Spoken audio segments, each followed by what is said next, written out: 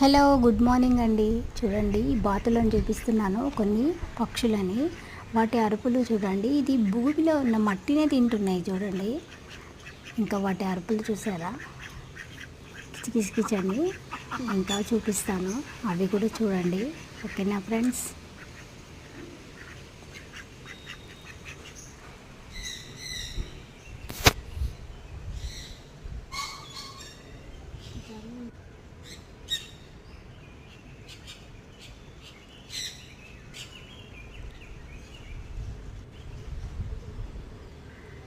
చూడండి ఈ రకం ఉంది.